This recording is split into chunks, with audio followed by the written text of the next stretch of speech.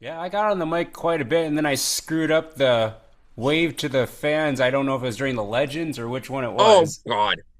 Get up. And Mason Wave your goes, feet Ma- on your seat. Mason It goes, was something like that. get up on your seat, off your and Mason's like, that's not right. That's great.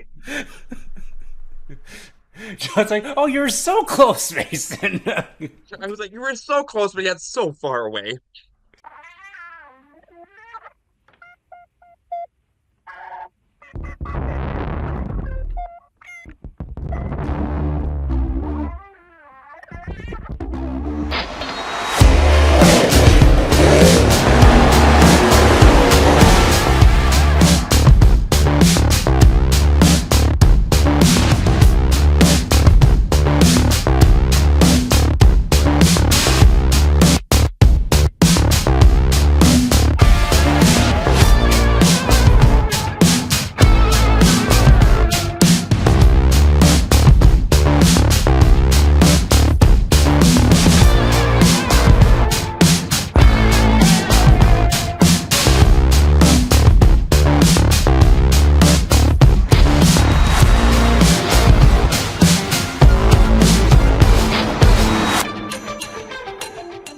Welcome back, everyone, to the Track Packers podcast for episode 10 of season 5. We are now into the double digits. The season is going by super quick. We got myself, Mason Long, Mr. John Breckel, Jessa Pelkey, and Becca Pelkey will be joining us here hopefully soon. She's tending to a little one right now. Mr. John Breckel, how are you doing this week?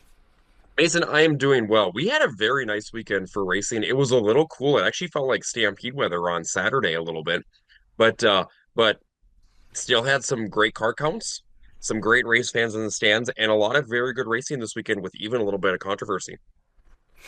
Yeah, there was the action on the track was definitely hot. Not quite like the weather has been the last couple of weeks, but definitely some entertaining racing throughout the weekend. Jessup, how are you doing? I'm good for the most part. Everything's good. You know, Good. there's a Yeah, long yeah. weekend. Yeah, because you were at the track, and then I believe you also had softball this weekend, too. Yep, yep. Had a softball tournament Saturday, Sunday. Games starting at 7:30 a.m. on Saturday morning, and then drove home after 18 holes of golf after the tournament on the first half of the tournament, and got home around about midnight and turned around next morning, got up at about 5 again and went back up to the softball tournament, and by about 4:35 left the fields with the championship in tow, and yeah, I'm tired. I'm sore. I wouldn't doubt it. That's a lot of action for one weekend. That's a lot of games. Yeah, A lot of I games. it wasn't too many games, but it was pretty good. We were pretty fortunate. We got the wins right away when we needed to, so we didn't have to go through the losers bracket. And if you lose, for those who play, if you lose right away, it's kind of a long road and a lot of time out in the sun and going through the double elimination loser bracket, and that's not ideal. So we got lucky right away and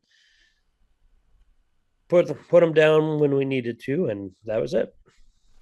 So everything was good this weekend. Coming home with the championship. That's a pretty good weekend if you ask me. Yeah, yeah. It was a good weekend. It was a good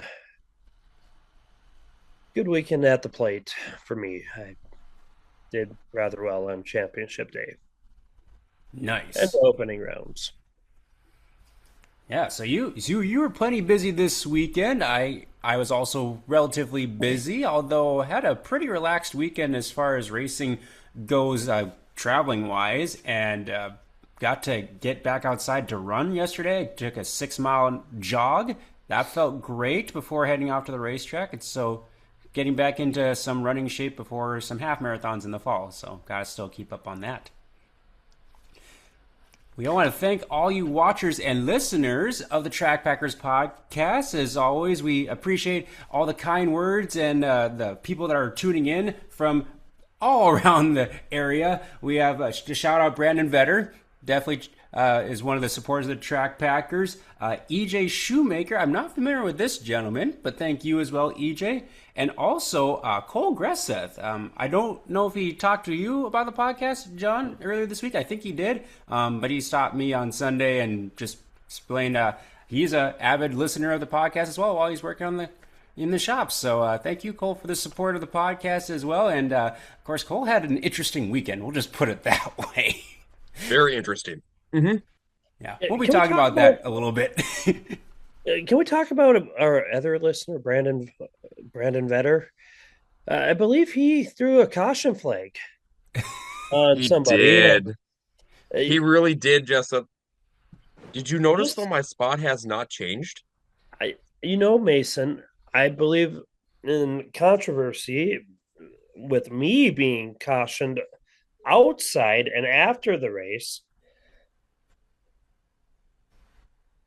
No, you were cautioned in the race and the podcast itself. This was not. No, I don't believe that. You had to check the rule book after to make sure that you're cautioned. So you weren't even sure if you threw the right caution. So I'm just saying we need to give what the listeners want. And I am a man here. I get sent to do all the dirty work. Full-time jobs. We cannot get away from the work and grind like Mason can. Mason, where's your caution flag? Yes, I was going to put this flag out, but that's a caution flag.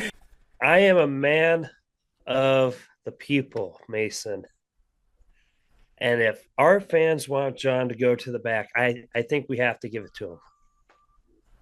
Unfortunately, it didn't happen during the event. It's like if you miss a call during the race, if the officials miss a call, they don't typically go back afterwards. You know what, Brian France? Calm down over there. Just calm down, Brian. Did you know, Jessup, we would have this spelled out in the rule book? John, you and Brian France can make up all the rules that you want. I will still be a man of the people.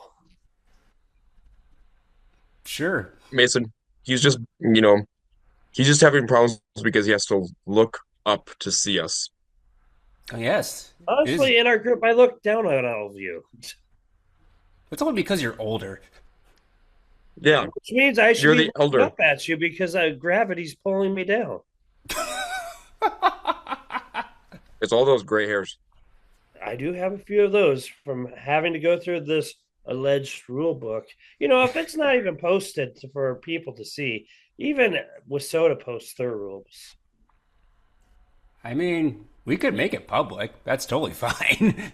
I think we need to bring this to a round table, and it'll be our fans making it. Oh, we should have a poll. Should we put John to the back? That'd actually be entertaining. That would be fan interaction. We are engaging with our fans.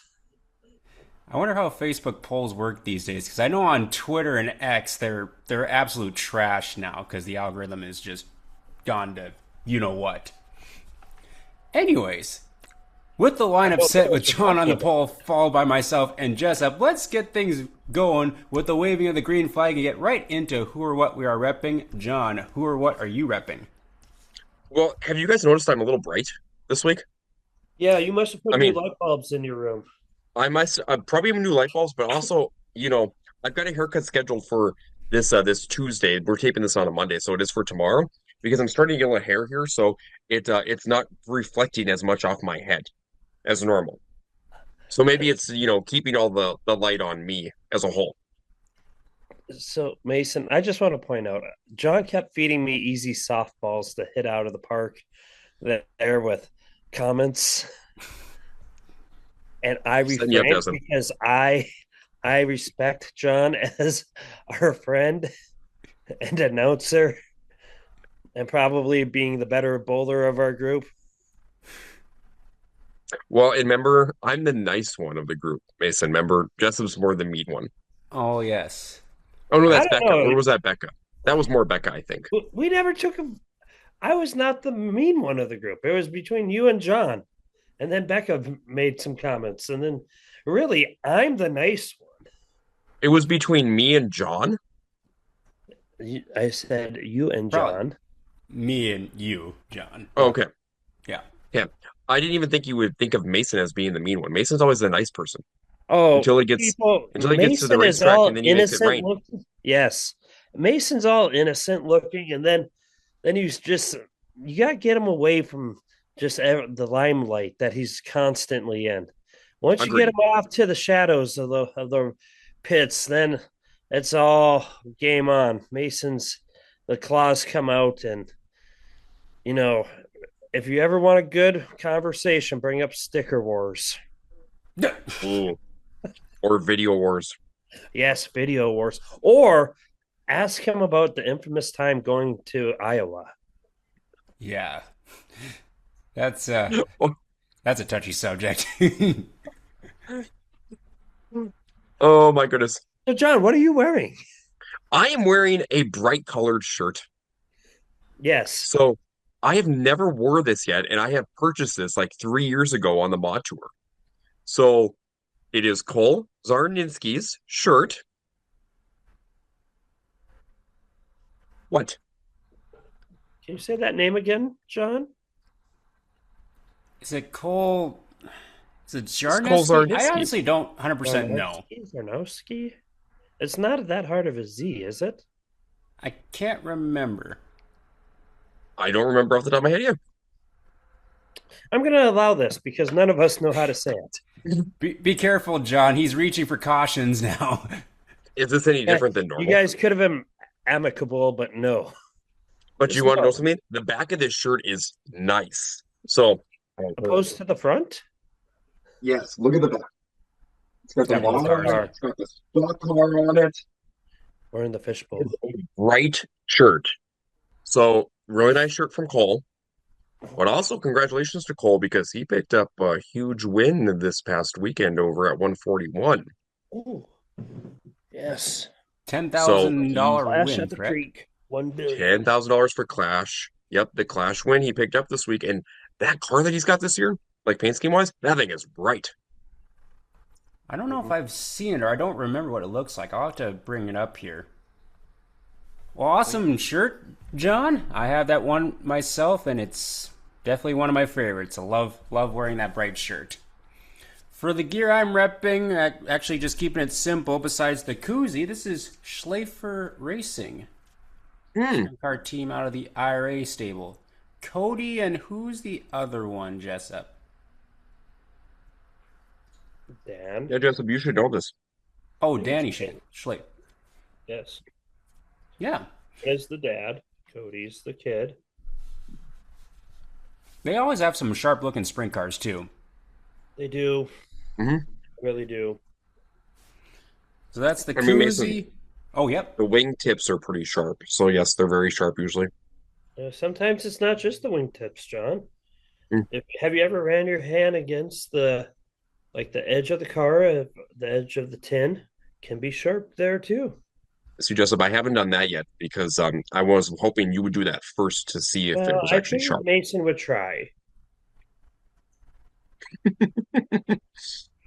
Boy, we're just full of Becca fun facts today, aren't we?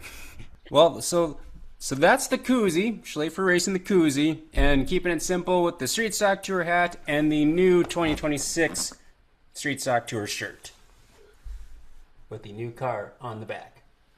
As it is Tour Week, feels like forever since I've said that, and we've only got one race in so far, so looking forward to a full Tour weekend over in central Minnesota.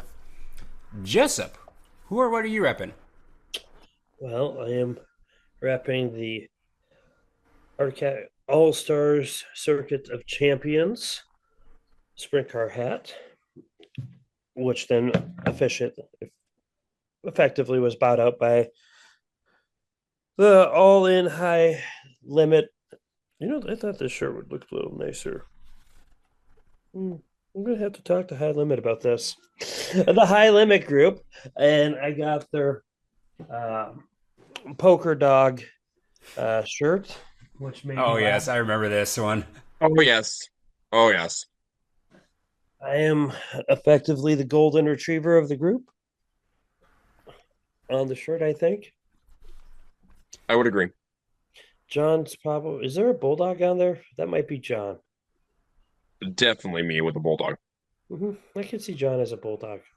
Or, or is he more of a collie? Because they're kind of high maintenance.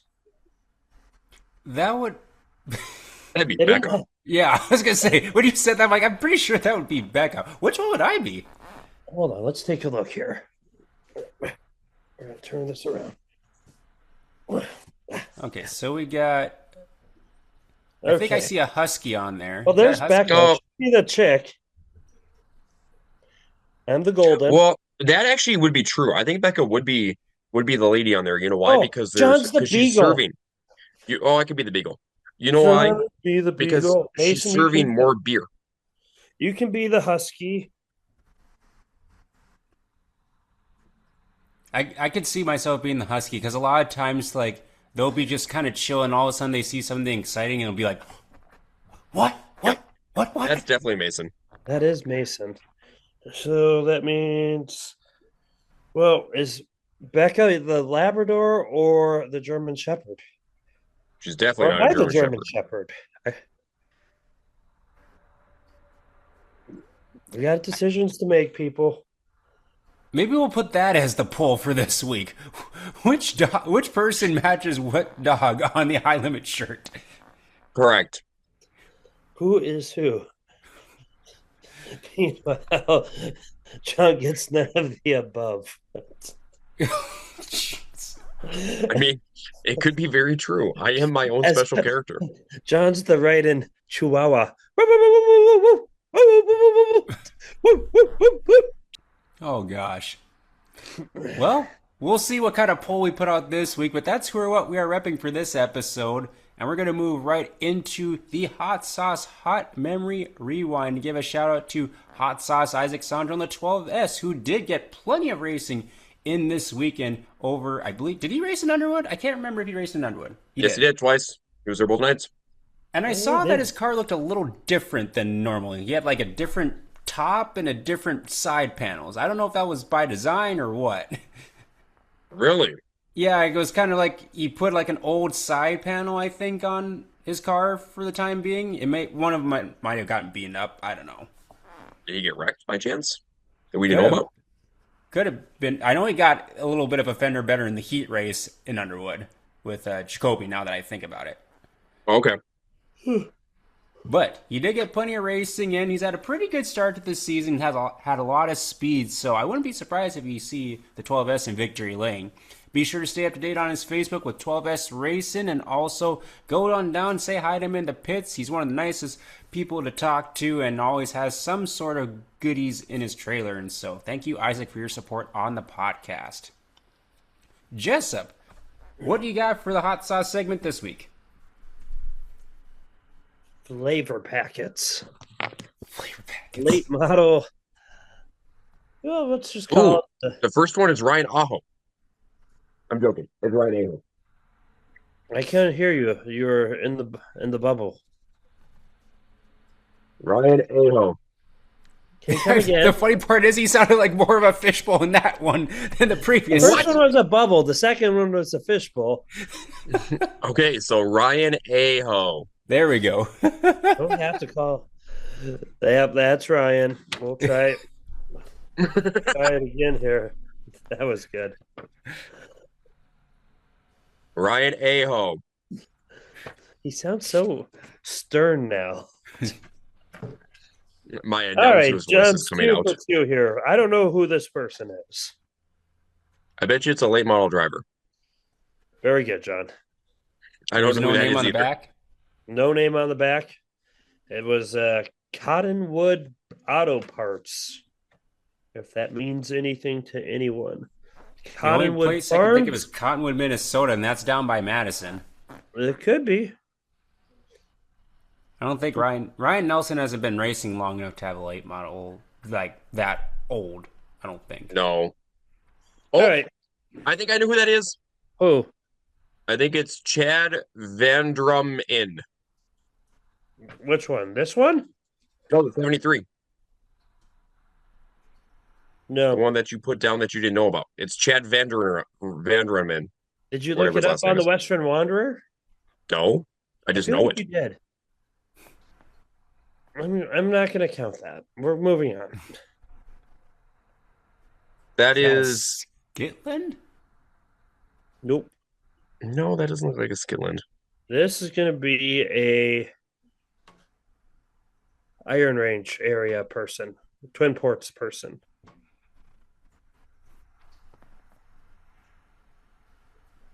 Not a clue. I don't know, It is remember 75s up there. Clint Larson. Okay, I don't know that. I mean, there's a lot of Larsons, but I Well, don't know I that know one. that because Lauk's Construction's out of the Duluth area, Okay. and I've heard his name said, and I think he's um, one of our friends, family friend deal thing. So, Okay. Clint Larson.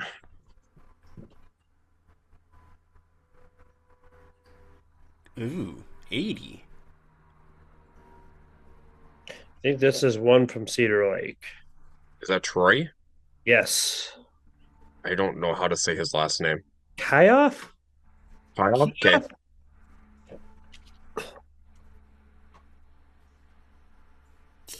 Whoa. Yep, yep, yeah, I know who Troy. that is. It's This is Troy. Troy. That's it. Troy Kane. Troy. We're good with Troy. Yep. Mason, you should get this one. This should be an easy one. Is it Matt Sparby? No. He's from the Ashley Wisconsin Anderson. area. Yep. That's For the Ashley longest, Anderson. for the Oh, longest okay. times, I did not know that Ashley was not a female. No. Come on, Is Mason. that Ashley Anderson again? Very good. Good job, Mason. You got one. Yeah, I got one. John Bay. Yep, It's a nice looking late model. it was. Yes. Let's take one more look at it. We can always. I like the number pattern. Yeah. That's pretty slick. It is. John had some nice cars. Back in the day, he had some really nice cars. That was nice. That is Randy. It starts with an S. Is it Schlogi or something like that? Oh, Or Schlugi? sure. Yeah, well, you're close. It's not Randy, but it starts with an R. Rusty? Nope. Yeah, I got nothing on this one. Ryan. Ryan. Okay, I didn't know there was a Ryan. That's what it says. It could be wrong. Okay. We've had ones that. Actually, I like this car. I don't know any 84s. That's not John? Greg Johnson, is it? Nope. This is John Crest. Oh, I recognize the name. Yeah, I just don't. Looking at it, I don't recognize anything. All right. This is. John Cant. Oh, no, it's not John Canta. Mm, Come on, Mason. met You him. should know this one. You met I him. recognize that car. Oh, Just so he doesn't get all go. Well, we'll give Mason a hint here. You've met this individual at the Silver Oh. 1000. He is John Kansas Leon. car. Yeah. It's like Leon Plank. Yes. Yes. Very good. That is Leon Plank. The other Uh, fun facts we were going to give you is the original car owner of John Canta, Mhm. one of Oh, the best late model racers out of the Midwest.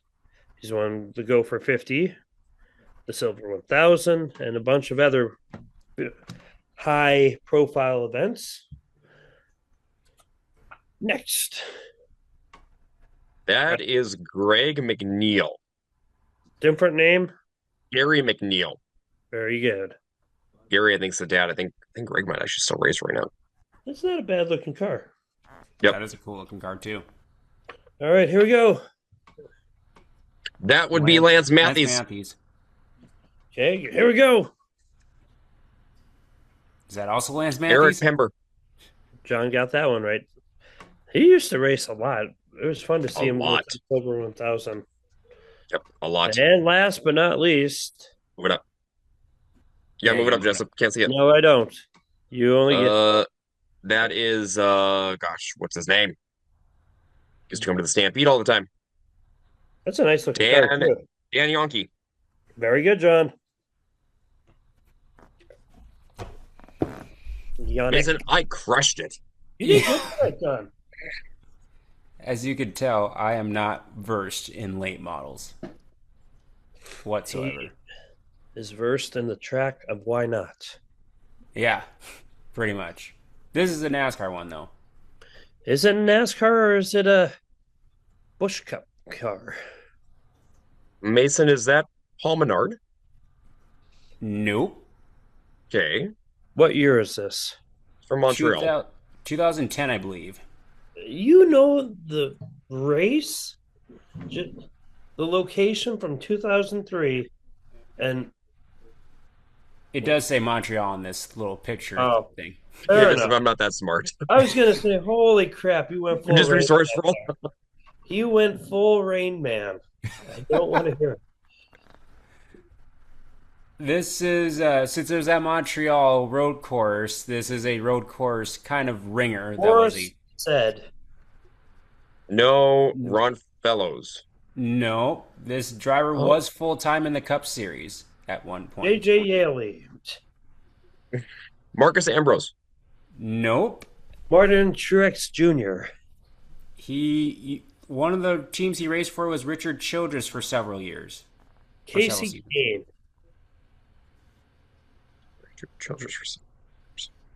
Oh, no. He was also in some controversial moments in his Cup career Kurt Busch. and nationwide career. Nope, not Kurt Busch. Kevin Harvick? He did have a very good race in 2006 with Kurt Busch in the O'Reilly Ricky Series Rudd. at that point. Nope. Ricky Craven. Ricky Rudd. Oh my. I don't know. I'm throwing out names. His first name does start with an R. Randy McRanderson. Oh, what's another hint? This I like how driver. Mason pulls out the most obscure looking photos. This is from 1984. I'm actually surprised you haven't gotten this yet. He was his first win was in 2001, and he bumped Jeff Gordon out of the way to do it. Yeah, that gave me the hint. All right, who is it, John? Gordon. Oh, Robbie Gordon. Randy Gordon. Who? Robbie Gordon. Robbie Gordon. Sorry, not Randy. Robbie Gordon. I was like, Randy didn't sound right. Robbie So Gordon. Mason, technically, I said that first. You did. You got it right, Jessup. Technically, yes. Technically, I'm on the board for one. Gosh, Mason, I had to go back in the archives. I was like, a long time Hot ago. Rod. Oh yeah, so that's Nathan. That's Nate Heinrich. Yep. Scott Olson is in the 71 on the high side. And I'm gonna say that. And who would be the 34? I don't know the 34. I was just mainly focused on the 10H. Yeah, that's in Aberdeen. I've never been there, so good luck. I don't know who that 34 is. I don't either. All right, race fans, help the Rain Man and Rain Man Jr. with the 34. Rain Man Jr. Rain Man Jr. Love that name. Or do we want to call him Running Man? No, that. Rain We'll Man just Jr. move on. That's not Don't know Don these Whale, I guys. wonder, is it? I wonder. Oh yeah, it could be Don. Yeah, Might be Don Whale. yeah. I think you're That's right. Jordan DeRay on the high side, and that's Ryan Palmer on the bottom, and that's River Cities. Uh-huh. Very I good. did not know these two. Very good. Paul Colvin. Yes, very good. Oh yeah, I knew that one. I'm sure you did. Tony Connaught. Very You know, why don't good. we just And one more. Mark Abel. Oh, there you go. Very good. Nice. Quick through mine, except for the NASCAR one. Stop sharing. There we go. Yeah, Robbie Gordon, not Randy Gordon. Good Lord, John, you're Randy talking about Gordon. Randy That's Gordon was the driver number 18 Midwest mod and 18 IMCA mod. and IMC mod out of Jamestown. So okay. has Gordon. Rain So is children. Gordon. So is the Gordon. I think he still has his business too. Oh, yes. Okay, I've got 4 guys, and I will share here in just a second. They're all from 2011. Oh, that's Jamestown. That is Jamestown. Aaron All right, Ossa? Mason. It is Aaron Ossa. Nice. When were these from, John? 2011. Oh, I'm definitely did not see any of these people. Ooh, I know this one too. Jessup, do you have a guess before I say it? Nope, go ahead. Dos Ocho, Greg Josie. Yes, it is. It is Greg Josie. Oh, geez, I remember this car, but who? It's a little bit of a trick question, by the way. It's a trap. It's not who I want to say it is. No, it's not who you're thinking. I know it's not.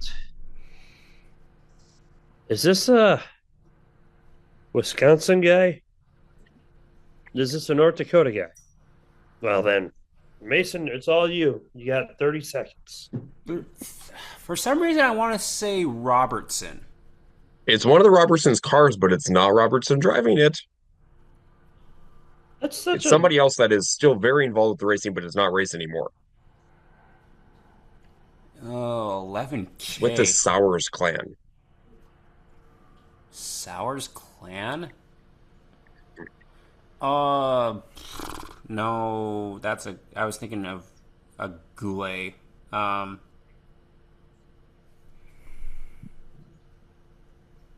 gonna kick myself on this one. I have no idea.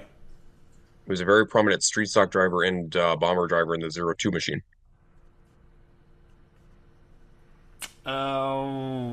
Oh, that's Sowers. I was thinking like Travis Sauer. Yeah, not Sour. Sowers.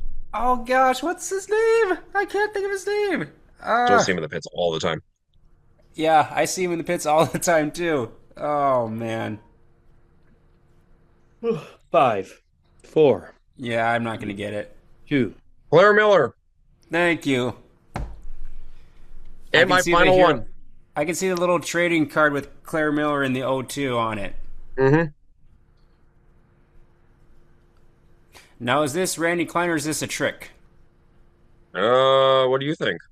It's John. It's a trick. This is evil. All right. Good luck, Mason. Okay, my first guess is Randy Klein. Okay. Is that correct? Is it Delray Dykstra?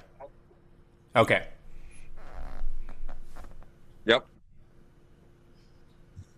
Literally, Randy and Delray Dykstra had the same exact paint scheme like this is the Stampede, with one literally just having an X on it.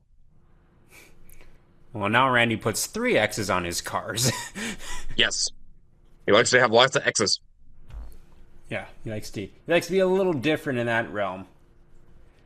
Well, there we have it for the Hot Sauce Hot Memory Rewind this week. And on to our track pack report, which compared to the last couple weeks is definitely a little bit slimmed down. But we're still packing a lot in thanks to Paul Bunyan Mini Storage out of Bemidji. Remember, you can store it all with Paul. They have 3 convenient locations around the Bemidji area, from anything as small as just putting some storage totes in a space to 5th wheel camper size units, all climate controlled. There's so many amenities that they have at Paul Bunyan Mini Storage. Be sure to get a hold of Dean Eggebraaten and the crew over there to see what kind of size unit and area that you need to store all your precious belongings. Of course, we're probably going to have to figure out a place to store all of our memorabilia, shirts, hero cards, and so much more that we accumulate throughout the years.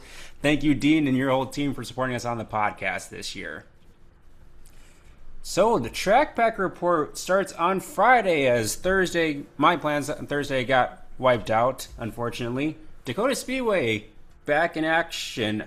What happened over the Dacotah Speedway, Jessup?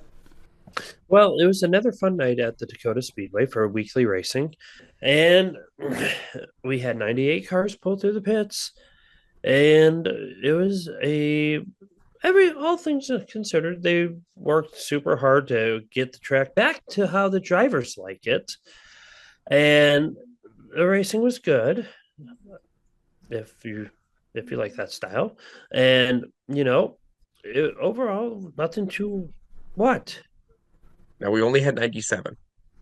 who dropped out. We had 98 when the night started. No, we only had 97. I had to check my race pass to verify. Well, oh, is that one of the things Becca had to fix? That's not a caution.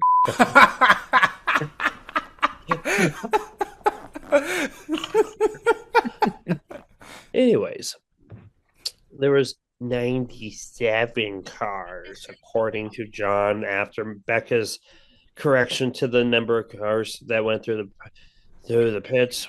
Overall, the hobby stock feature was very good for the Mary Vetter Challenge, night number one of their series. Um, that was really good, John. What did you think? Yeah, I thought the race on the hobby stocks was pretty good. I very entertaining to watch. Yes, they've tried to go monster trucking in the first corner of the race. Oh my goodness. Well, and then they tried to go the three wide on a turn number four, and they all just kind of went bam right into each other. I was like, good Lord, guys. Yeah, so we'll start here. Let me just go, I'll run through the results really quick. So in the hobby stock feature then for the Mary Vetter for night one, it was your defending champion Derek Appert who had to hold off advances from drivers such as Joseph Feist and Josh Rourke before both those drivers encountered some issues. Josh was a DNF because of a flat tire, and Joseph got called for jumping on one of the cautions and went back and came back up to eighth with only a few laps left. But that opened the door for Carly Horner to finish second, and she was kind of tracking down, staying right with Appert there at the end. Bill Hultberg was third, and it was Brody Michelson who was hard charger from 19th up to fourth. So good run for Brody on night one of those of the series to get through the field and get back up towards the front. Slingshot drivers, we had a total of 13, and it was Hayden Davenport and Haley Keller who were putting on a show in that race. And it was Davenport who picked up the win. Landon Hogren passed for second at the white flag, and Haley Keller got third. So pretty good race there in your slingshots, 13 of them. Nice car count in your slingshots. Your legends. The field has become quite large. We had 41 legends on a Friday night. And we had Ty Olson, who started 15th on the field and picked up the feature win. That race was plagued with a lot of cautions. But Ty won. Preston Morton, who got sent tail in for one of the cautions, came back up to finish second. Gage and Noah Madler, who were kind of the top two drivers in that whole race until they started rubbing on each other a little bit. They were third and fourth. And then Andrew Bargman finished in the top five. So legend race kind of all over the track a little bit within that race too. In the stock cars, they had 10 stock cars on Friday night. Lap one, turn one, points leader Jeff Hellman went up in a cloud of smoke and he ended up blowing up his motor. It was the motor that blew. So they are actually traveling down to get a new motor to be able to race this week. So we'll get them back on the track this week. But yes, it was a motor for Hellman, but that kind of opened the door for Jason Berg, Matt Dosh, and then the Wild Child came into the mix with only about 3 laps remaining. We had a caution, and that set up a shootout, and that was a great finish between the Wild Child, Travis Ulmer, and Jason Berg. Berg went to protect kind of in the middle of turns 3 and 4 and slid up to the top. Ulmer had a really good run on the bottom of 3 and 4 each and every lap, held his line, and he nipped him at the line for the win. So it was Travis Ulmer who picked up his first win in Mandan in several years because he hasn't been running full time in Mandan in a long time, and good for him to be back in victory lane with Jason Berg finishing a close second. In your modifieds, it was a battle between two gladiators at Mandan, and that is Quentin Kinsley and Sean Strand. Quentin's third race of the year, and he picked up a huge win in Mandan on Friday. Strand was second, and then it was interesting to watch the battles behind them between drivers such as Mark Dahl, Jeremy Keller, and Chris Pittenger, along with Zach Frederick. So it was a very interesting mix. The mods were pretty clean on Friday night. And also, it was very nice to see that Smokin' Hank Berry was back out on Friday night in this weekend over here at three of our tracks. So that was pretty cool to see. And hope Hank has a great time as it comes up here on the tour. And that was Friday night. We had the Power Wheels race down below during intermission. We had some caution-filled features, and it was a little bit of a longer night because of the cautions. Yeah, some nights will have a few more cautions than others, but glad to hear that the racing is pretty good, especially coming off of the high limits weekend, and that the racing is still pretty entertaining out at the Dacotah Speedway. I ventured down to Aberdeen to the Brown County Speedway for the first time this year. They had a weekly show going on there. They had 89 total cars in their six divisions, and the racing was pretty good all night. I got there a little late. I had to do a couple things extra for work, so didn't get down there quite in time for the first set of heat races, but feature action, well worth the price of the admission. They had 27 Wissota Midwest Modifieds kick off the feature action. They've had a really good car count in the Midwest Modifieds this year. And it was a battle up front. We had a long-range traveler, Mr. Blake Adams, starting on the pole. And he was alongside, I believe it was Dawson Zabel, and he had Todd Stark behind him as well.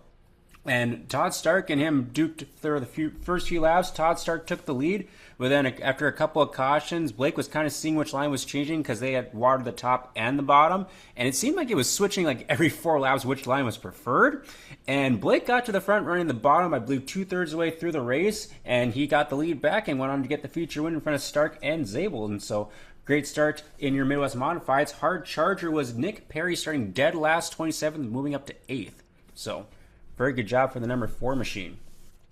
Your street stocks were next, and they had a caution-free affair, and it's really cool when they go caution-free at Aberdeen, because then they get free tacos. And the fans go crazy. And it's like, it's free tacos this next week. So they got free tacos courtesy of the street stocks in a great race. Chris Sayre in the 0-1 led from the drop of the green flag. He had Andy Rosso and Jaden Bogue hounding him. Rosso on the high side, Jaden Bogue on the high side. Jaden blew it off with like 3 to go. And then as they got into lap traffic, Sayre and the lap car made contact, which I believe started to cut down his tire. And then they went almost 4 wide coming to the white flag with Andy Rosso making the pass and getting the feature win. And he's only raced a handful of times this year, so great to see Andy Rosso in victory lane in that sharp number 99. Then it was the Wissota Modifieds, who had a small field, 9 cars, but boy, this was probably the race of the night. You had Tony Kono leading the way. He was running the bottom side, and the top side was there, but you had to really, really be detailed and hitting your marks every single lap. And Kent Arment tracked him down slowly but surely, lap by lap, and just nipped him at the line by a half a bumper to get the feature win. Absolutely pickpocketed the 15 machine, so Kent Arment showtime getting the win the modifieds. Legends also had a really good race between TJ Pfeiffer and Ryan Erdahl. Erdahl, who scored his first feature win down in Aberdeen, made the pass 2/3 of the way through the race and went on to get another feature win down in Aberdeen, so he is on a roll in that zero machine as well.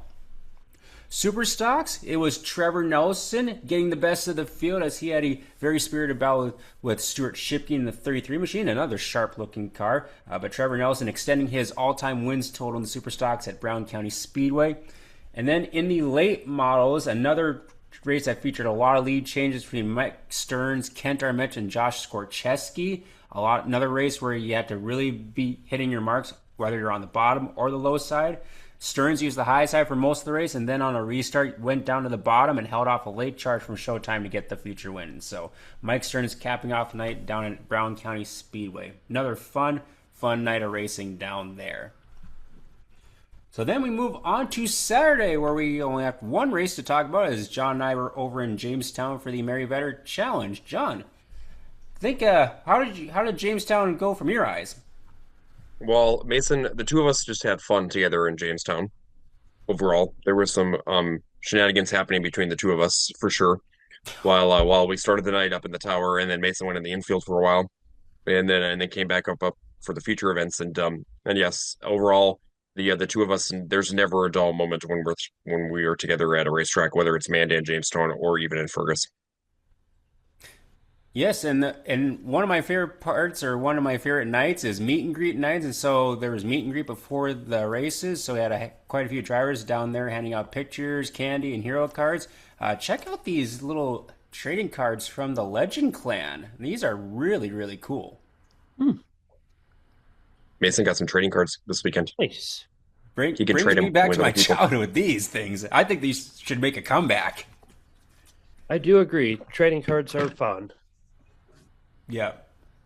So I think they're going to have another one in August because right now it's still pretty early in the season, so a lot of drivers don't have their updated pictures and hero cards. So I think there'll be another opportunity for fans to go and get some more from the drivers there in Jamestown. But overall, I think this was an awesome night of racing. The track was in really good condition. It was pretty smooth from top to bottom, and it seemed like every race there was a very contested battle for the win, and throughout the entire field, going 2, 3, and 4 wide. I mean, I can't wait to share the videos of this night because it was awesome. I know you thought the same thing, John. Yeah, it was a fun night. Track was in really good shape, and they could run all over it, and they did run all over it, and there was a lot of heated battles and spirited battles, um and overall, a lot of cars. 115 drivers checked in on Saturday night, and that equated to 28 bombers for the Mary Vetter Challenge, and a huge field of bombers for the challenge series. 27 Midwest modifieds, a great field of Midwest modifieds, and travelers, the drivers from Manitoba down. We had the hot shoes of Brennan Waite, Lucas Roding, Kyle Anderson, Jaron Winstead, Jared Klein. You know those drivers that are from right around that Jamestown area that are very tough at any track, including Aaron Beyer in there. And then we also had Corey Stork come over and join us from over there in the Minnesota range, and Nick Perry came up from Huron. So that was kind of a nice little pickup here in that class. And then street stocks, we had 16. Modifieds, we had 15, 23 legends, and 6 slingshots for 115. So really good field of cars overall. And Mason, start us off with the slingshots. Yeah, we had a little bit of attrition in the heat race, so I don't believe two of them even got to start the feature. But it was still an 4 total. entertaining. Four started the feature race, and it was an entertaining one because it was Aubrey Ettinger and battling with Colin Vile. I believe that's how you pronounce the last name. They Yep. went side by side a couple of times, and there was almost a little bit of contact for the lead at points, and that was kind Yes. of a nail biter of a race. Well, yeah, and then all of a sudden, I don't know if Colin broke or if something happened because then um Theodore Zilmer passed him, and they were like, I don't know, going as slow as possible through turns 3 and 4, coming to the checkered flag, and it was kind of funny because then all of a sudden it was a drag race to the line. I was like, oh, good lord. So yeah, But yeah, Aubrey Edinger picked up the feature win, so great to see her in victory lane, and great run for Theodore Zilmer. His first time, I believe, up in Jamestown Speedway victory lane, getting some Coogan. yes. Then we had the 28 bombers that they started all 28, and we ran the first, I think, 12 laps green Hmm. until there was a basically an accident on the back straightaway. So yeah, so that was a fun race to announce because it was pretty much Lane Stopworth had stretched it out by probably what Mason about 5 car lengths Hmm. at various points throughout that race, and then Joe Jacobson was trying to track him down. But behind Joe, you had Kelly Horner to the bottom, you had John Gardner Jr. to the high side, and then you had Brody Michelson kind of like trying to get in between them. And those three were basically battling 3 wide when the caution happened. And unfortunately, that's when those three got together was when they slowed down and it cut John Gardner Jr.'s tire because John Jr. was having a really good run. And I actually would have been interested to see what he would have done in the restart because he was one of the drivers making the high line work, and not a whole lot of people were up there on the high side. Yeah, that was an excellent race, and yeah, that late caution kind of changed things as Brody got to the lead, and then Lane, who had I think he slipped up in turn Flipped two. up in two the lap before. Yep. Yep, and then he made another run at him, and he almost got into him, and I think tried to stay off him, and he ended up spinning out on the white flag, and so he still kept it going. I really finished in the I think ninth eighth. position, so Yep. Eighth or ninth. still Yep. had still salvaged the finish. But Brody Michelson getting the feature win in front of Joe Jacobson and Barrett Hare. I believe that's his first time out this year. That yeah, he was in Mandan on Friday, but great run for Barrett. I completely forgot about Barrett. Barrett comes to Jamestown a couple times throughout the year. He runs pretty regularly down at Tri County, in Wishick. and then comes over to Mandan for some of the bigger specials. But nice to see Barrett up there on Saturday night and having a good run in third. Yeah, so very good race for the Merryweather Challenge, and again a great field of bombers once again. So that was great to see to kick off the rest of the feature racing action after intermission. And then they move on into the Wissota Midwest Modifieds. They started all 27 cars there as well, and definitely a who's who battle of people at the front of the pack. We had, let's see here, trying to see who started up front. Jaron Whipstead, of course, getting the pole next to his buddy Jason Grimes. It's like, okay, well, good luck to the rest of the field with that. And Jaron kind of mentioned to me earlier in the night. I said, "Oh, hey, you have a prime starting position." He's like, "Yeah, I don't know if it's prime. I don't like starting on the front row." Well, he pretty much left no doubt as he checked out to the lead, but boy, it was 2, 3, and 4 wide behind him. They were swapping sliders. I know Grimes and Aaron Byer were swapping sliders and crossovers like it was no tomorrow. Jared Klein, Aaron Michael, and Lucas Rodin trying to make their way through the pack. But Jaron Whipstead, especially when the track is slick, he's the car to beat. He's got that car dialed in for the slick, and he would go to get the feature win in front of the 4 machine of Aaron Byer. And Aaron's off to a pretty good start this year. I could see him getting a victory lane as well. 100% agree, Mason. He led a lot of the opening night until he finished third, I think, opening night. So yeah, great race in your Wissota Midwest Modifieds. And then we move on to the NX Legends, and this was also another fun race. Mason, there was a lot of 4 to 5 wide racing in this one right away. Yes, So and it was such a bummer that we had cautions throughout it because oh, man, it was such a fun race to watch for the first 2/3 of the race. yeah, they would get 3, 4 wide, and then all of a sudden caution, and then they would run a couple more laps, 3, 4 wide, and then another caution. And it's like quit having cautions. Um, but no, it was fun to watch drivers that started deeper in the field, such as like Austin Weiss started 10th, Preston Martin started 15th. Um, they kind of worked their way to the front. Donovan started right up there as well. Ryan Ost was railing the high side right away. Cautions kind of hurt him. But no, it was Casey Martin that was leading.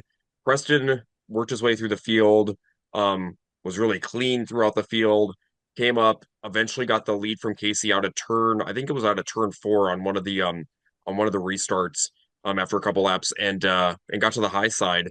And then the drivers kind of migrated to the high side towards the end of that race. I mean, they were real on the high side. They were definitely picking up speed.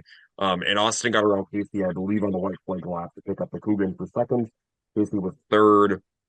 Erdahl was right up there as well as Andrew Bargman and Donovan Weiss. So pretty good race in the Legends. And even though we had the cautions, still pretty clean. There wasn't a whole lot of beating and banging in the Legends on Saturday.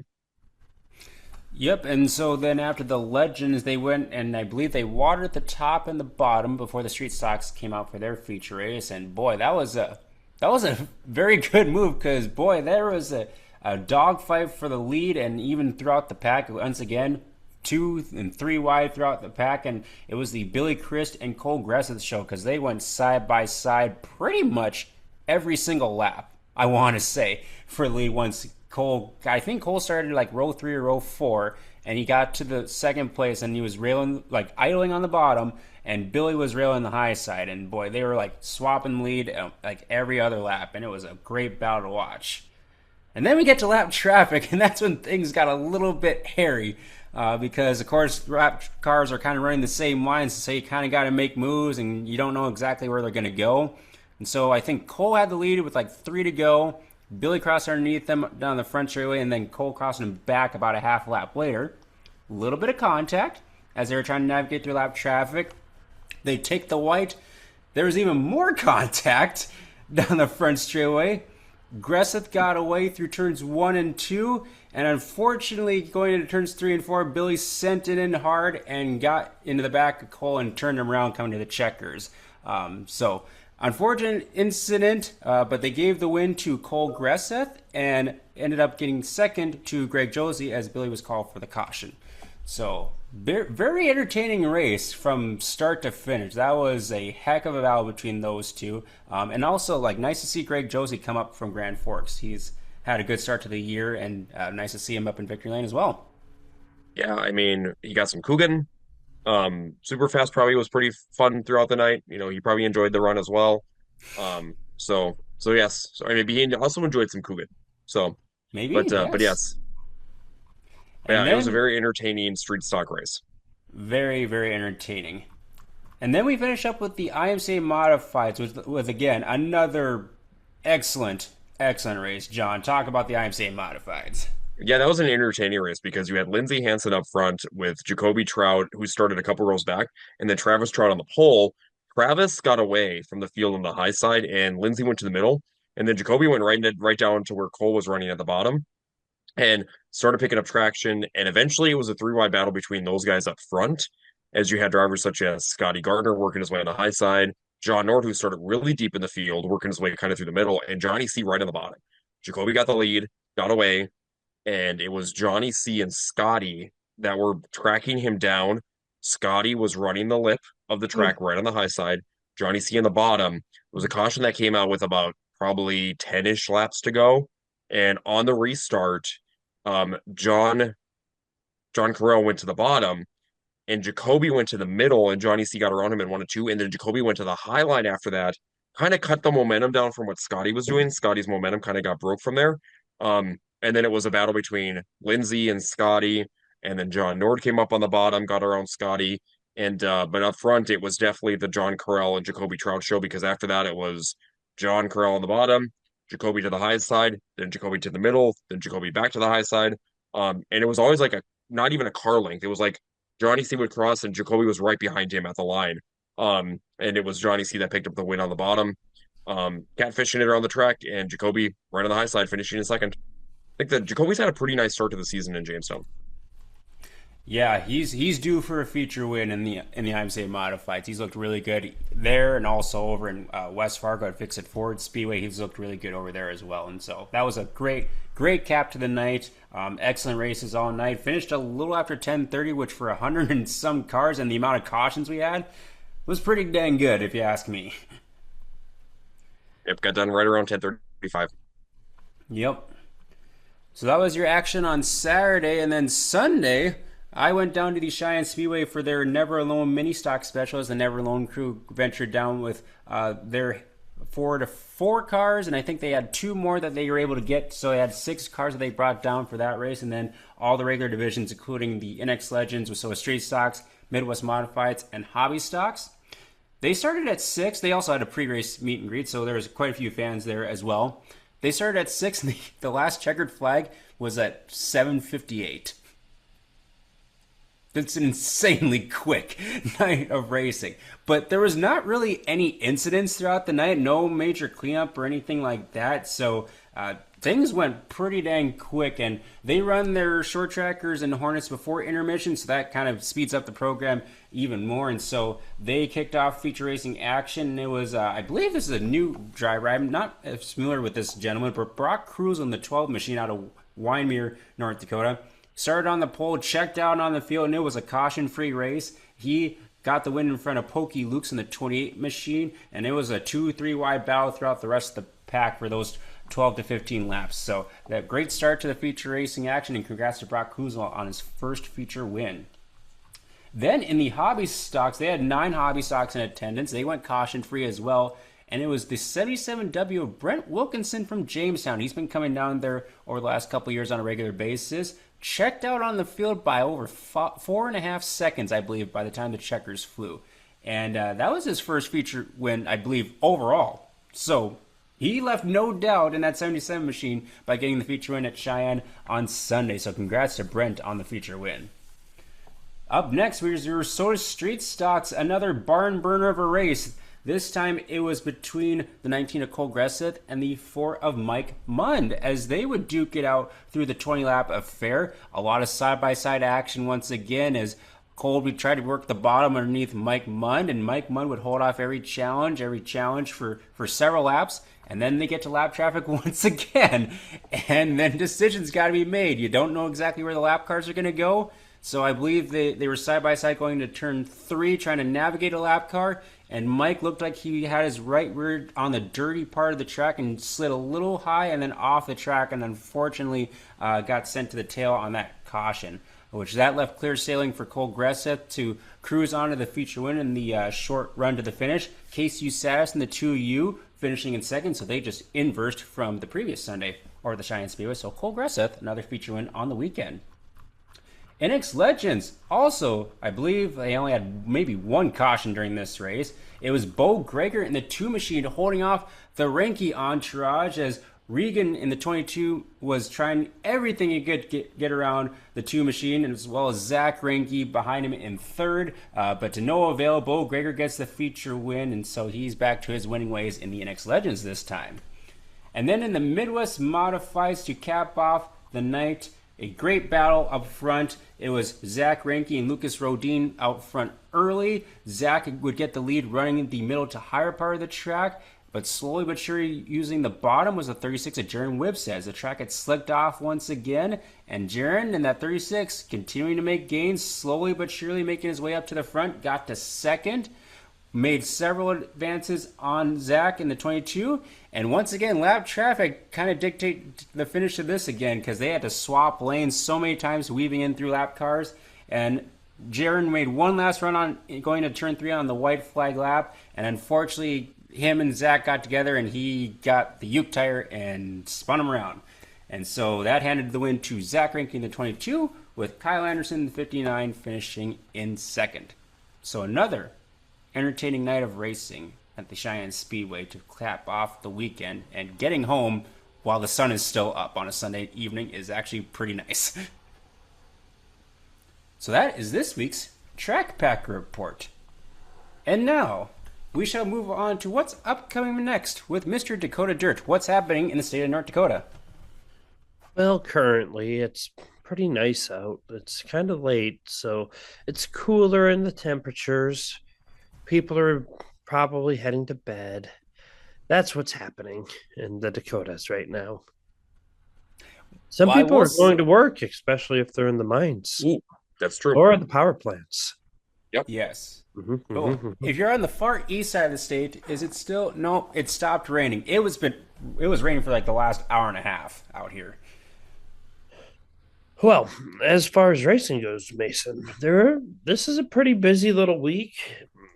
One of the standout things is the Legend Tour. It kicks off Thursday. I haven't seen any postponement announcements yet, as Thursday will be the season opener for the Tri-County Speedway, along with the Legend Tour there.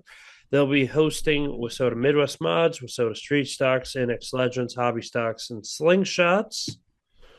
The Legendary Tour then heads over to the Dacotah Speedway.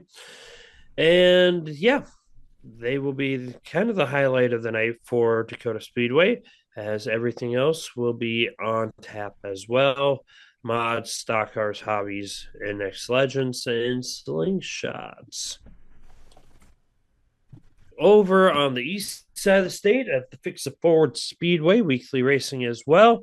They got everything they have there as well. So it should be an interesting night of racing there. Up at River Cities, it's all sprint car night, as it is the 410 Sprints, the Lightning Sprints, the Western Renegades, and the 305 Race Saver Sprints as well. Interesting that they are going to be racing 305 Sprints against Red River, who has 305 Sprints. Do they also? I thought they did. They have. They take them off. Yep. Well, I'm glad that we can see tracks work together. Yeah, I'm just going to leave it at that. It's good to see tracks work together and give classes the night off so they can go travel elsewhere. On Saturday, the Mary Vetter Challenge Series and the Legendary Tour will be heading over to the Jamestown Speedway. They have all their classes in action as well. IMCA Mods, Wissota Streets, Wissota Mid Mods, NX Legends, Bombers, and Slingshots. Looking over at the Devil's Lake Speedway, they have the non-wing sprints, the Wissota Mid Mods, Wissota Streets, and Pure Stocks. So another interesting night of racing for them as well. Thunder Mountain is in action, and they will be having the IMCA Sports, Sport Mods, IMC Hobby Stocks, IMC Sport Compacts, Slingshots, and their Trophy and Enduro class.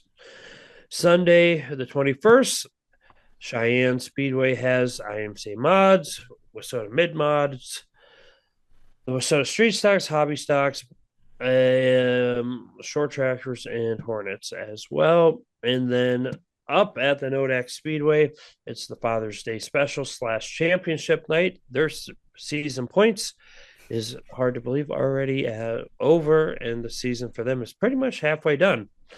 IMC Mods, IMC Stock Cars, IMC Sport Mods, IMC Hobby Stocks, and Sport Compacts as well. And that wraps up this week's racing action in North Dakota. I didn't realize that Nodak's point season is already coming to an end. Done? Wow. Yeah. That's how fast the season can go by. It's like, wow. Well, a lot of racing in the state of North Dakota. We have a lot of taking place outside the state of North Dakota. Starting on Wednesday, kind of a little outside our region, but the High Banks Nationals taking place down in Houston starting on Wednesday. A lot of money on the line with the World of Outlaws sprint cars. And so I'll be interested to see how many 410 sprint cars they get for that show. It's going to be a fun few days. And glad to see that they got a race night in because they've been plagued with weather the last several weeks. And so hopefully Mother Nature has gotten all that out of the way so they can have this great event down outside of Sioux Falls. On Thursday the 18th, Grand Rapids Racing, once again, KRA Speedway. They've been fighting the weather bug. They've got weekly racing going on, as well as the Victory Lane Speedway can try to open up their season again. And the Norman County Raceway having the NLRA late models for the second time this season on Thursday. Friday, I'm excited for this weekend. The Street Stock Tour starts a 3-day swing. Princeton Speedway's got the first night on the weekend. Also racing on Friday is the Red Cedar Speedway with their kids' night. Fiesta City Speedway with weekly racing going on, and hopefully they can beat Mother Nature this week. I-94, after it seems like a long time off, is back racing as well. Then we move on to Saturday, where the Street Stock Tour goes to the Ogilvie Raceway for night 2 of their weekend swing. We also have Huron Dakota State Fair Speedway racing once again, as well as Dead Horse Creek Speedway, which I forgot about. They have a doubleheader starting on Friday and Saturday, and that will be their first races of the season as well. Greenbush has a weekly race show with Meet the Drivers as well. Madison Speedway and Rice Lake Speedway also in action, along with the Viking Speedway. And finishing out the weekend on the 21st, Granite City Motor Park gets night number 3 of the Street Stock Tour swing. And we also have Bemidji Speedway, Casino Speedway, and Redwood Speedway, along with the Legendary Tour over at the Buffalo River Speedway to finish off the weekend. So another great weekend slate of races, and the weather looks to be not super hot, nice 70s, mild temperatures, and so be a good weekend to hit up a race or two and not have to suffer through any heat waves as we have been already throughout the early part of the race season. So now we will display the white flag and give a shout out to our good friend Brody Carlsrud in the B1 IMC stock car. Got a couple more races under his belt.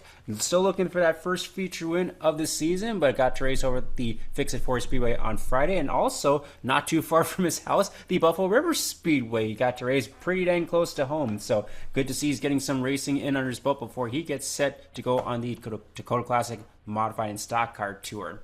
Be sure to follow his racing at B1 Brody Carlsrud Racing on Facebook and his podcast, The Real Deal with B1.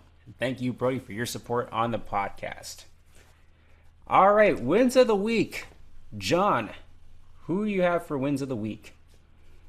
So the first one of the week, I'm going to give it over to Keith Tourville.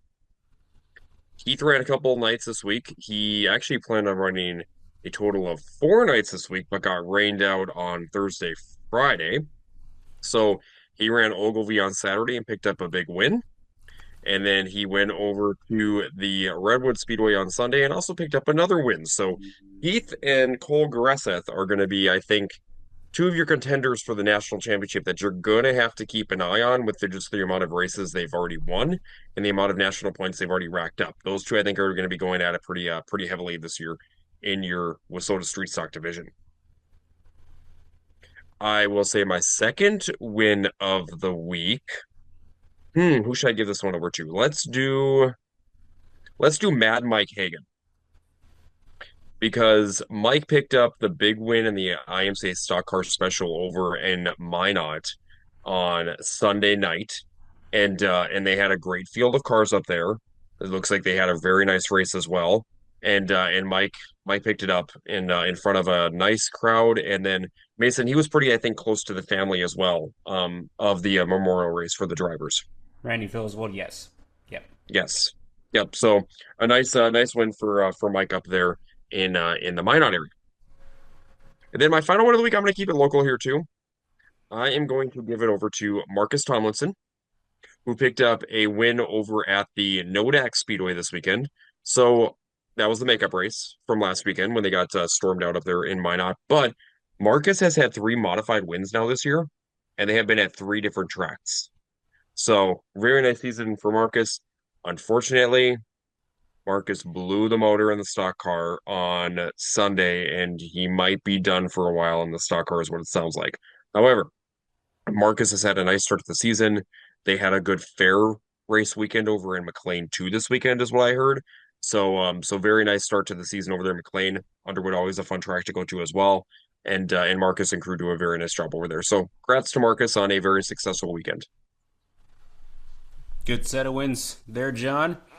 Jessup, go ahead with your wins of the week. Well, I'm going to start with Ryan Timms. He won down at Huset's. All he does is win locally. So it's hard to lose points if you don't lose. So he's got that going for him.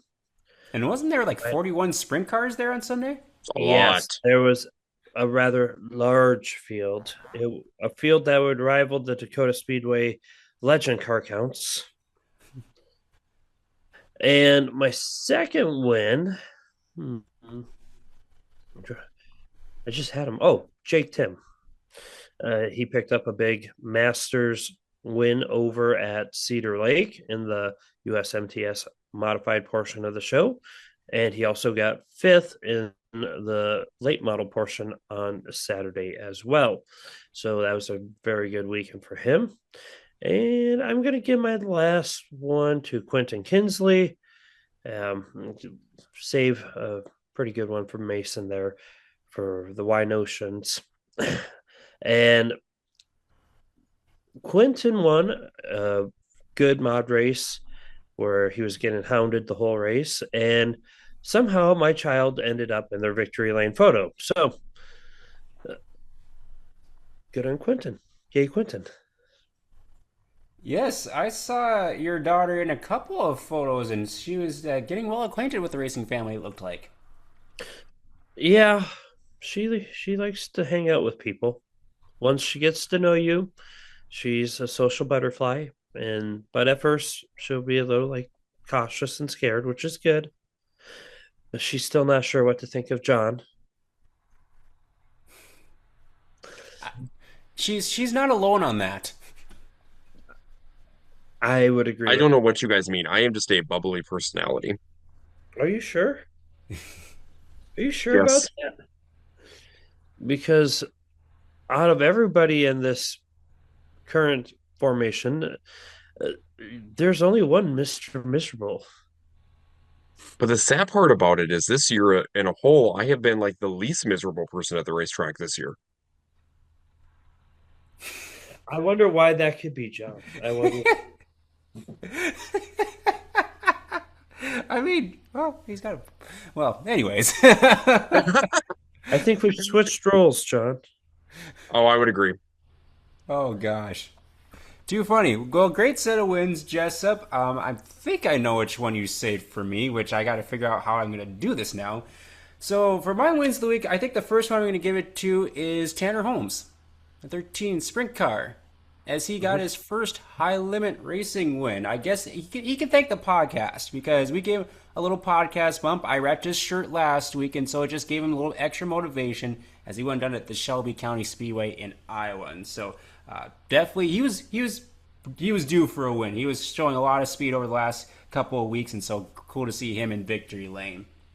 Now, you hear that, folks? If you have not won yet and you want to win and you need the podcast love, send us some shirts. I wear an XL. John wears a double XL. Mason wears a baby gap medium. Which I got the wrong size shirt at the High Limit show last week for another driver who kind of got a podcast bump last week, although he wasn't going to be in my wins of the week. But hey, that's 2 wins off of shirts we repped just last week alone. Mm-hmm. Just saying, if you want to get that money, you got to pony up a little bit and get us some shirts or contraband. Contraband. That's a better way to look at it. My second win of the week, I'm going to give it to a young man by the name of Davis Benson. Now, Davis is a young gentleman here in the Fargo area. He's raced go-karts in the past. I don't think he's been racing go-karts as of late. But he did a fundraiser for the Buffalo River Speedway for their Paint the Track Pink Night, raising funds for the cancer awareness and doing a lot of the work on his own. I don't know how old he is, but he's a very young guy. And he raised over $4,000 for Paint the Track Pink Night. So kudos to you, Davis. That was awesome. That really on his own, just asking for donations and doing a great job promoting that night. So that's my second win of the week. I think my third win of the week is going to be the 2 drivers for a similar milestone. So we had a couple of drivers get their 100th feature win. One of them being the dark horse Travis Hagen got his 100th IMCA sanctioned feature win on Sunday at the Dacotah Speedway. Definitely one of the top modified drivers around this region that you can find, and very competitive across the country wherever he goes. His 100th sanctioned IMCA win, and then also Maria Brooksick got her 100th career feature win down in Huron, South Dakota on Saturday. So another great milestone for another very accomplished racer in the Minnesota Street Stock ranks. So that is my third win of the week to go shared between those 2 drivers. So those are our wins of the week. Any closing thoughts as we start to wrap up episode 10 of season 5?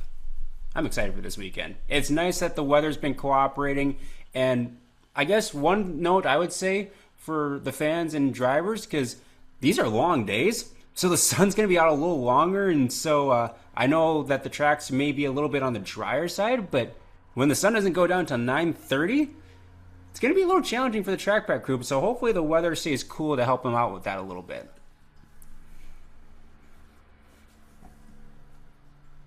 Yeah, Mason, I would just say get out there and pack the track for all of our fans and everything else because racing season is in full swing and it's obviously a great time to get out there and partake in some of your local racing as well as some of the national touring series that are going to be coming through town again here in just a couple of weeks. Yeah, going to be a busy next week here for the national swing. Also, Jessup, I didn't forget about you. Not only did I get a set for myself, I also got you a set as well. Yes, trading cards. Thank you, Mason. Did John get a By the set? way, guys, too, I think we need to give a shout out here and well wishes over to Onyx Johnson, who Mhm. took a very hard tumble over there at the Masters in Cedar Lake. Ended up having some fractures in his back, within his spine, so he's going to be out of competition for quite some time. But take some time off and heal up. He's still pretty young, and obviously it's important to make sure heal up correctly. Don't try to push it and get it back into the car way too soon. Just heal up.